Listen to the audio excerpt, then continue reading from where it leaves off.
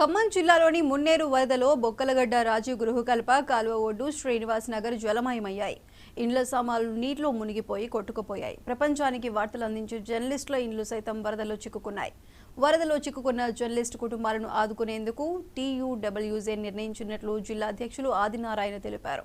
Journalist కుటుంబాలకు Khammam press క్లబ్లో నిత్యావసరాలు పంపిణీ చేయడం జరిగిందని ఆదినారాయణ చెప్పారు.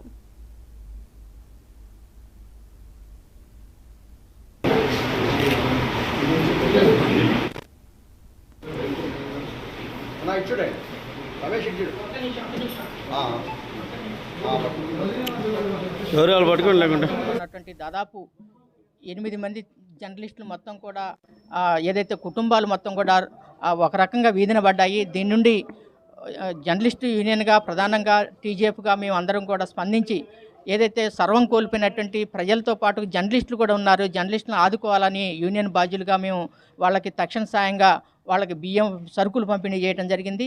ఏదైనప్పటికీ కూడా ఇది ఎవరికి రాని విపత్తు రాష్ట్రంలో జర్నలిస్టులకు కూడా వచ్చింది. వారికి ఏదైతే ప్రభుత్వం నుంచి ఇంకా ప్రజల నుంచి మద్దతు ఉండాలని, ప్రభుత్వం కూడా సహకారం అందించాలని చెప్పేసి మేము జర్నలిస్ట్ యూనియన్ నుంచి ప్రభుత్వాన్ని డిమాండ్ చేస్తున్నాం. ఈరోజు ఖమ్మం నగరంలో ఉన్నటువంటి దాదాపు 8 మంది జర్నలిస్టులు మొత్తం కూడా ఏదైతే కుటుంబాలు మొత్తం కూడా ఒక రకంగా వీధిన పడ్డాయి. దీని నుండి జర్నలిస్టు యూనియన్గా ప్రధానంగా TJFగా మేము అందరం కూడా స్పందించి ఏదైతే సర్వం కోల్పోయినటువంటి ప్రజలతో పాటు జర్నలిస్టులు కూడా ఉన్నారు, జర్నలిస్టులను ఆదుకోవాలని యూనియన్ బాధ్యులుగా మేము వాళ్ళకి తక్షణ సాయంగా వాళ్ళకి బియ్యం సరుకులు పంపిణీ చేయడం జరిగింది. ఏదైనప్పటికీ కూడా ఇది ఎవరికి రాని విపత్తు రాష్ట్రంలో జర్నలిస్టులకు కూడా వచ్చింది.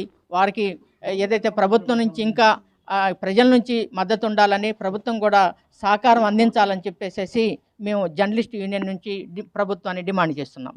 బంగాళాఖాతంలో ఏర్పడ్డ అల్పపీడన ప్రభావం తీవ్ర వాయుగుండంగా మారటం, దాని ప్రభావంతో ఖమ్మం పట్టణం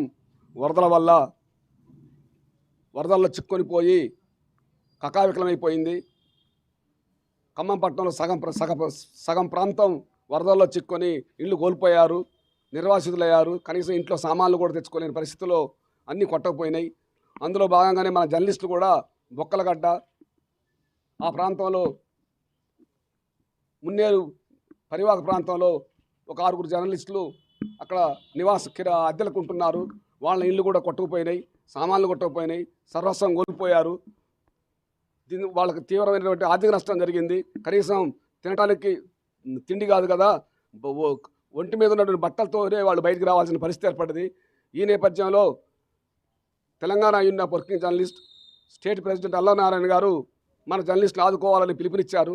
అల్లవనారాయణ గారి పిలుపు మేరకు ఖమ్మం జిల్లా కమిటీ ఆధ్వర్యంలో ఆ జర్నలిస్టులకు తుఫాను ప్రభావం వల్ల దెబ్బతిన్న కుటుంబాల జర్నలిస్టులకు నిత్యావసర సరుకులను ఈరోజు అందించడం జరిగింది.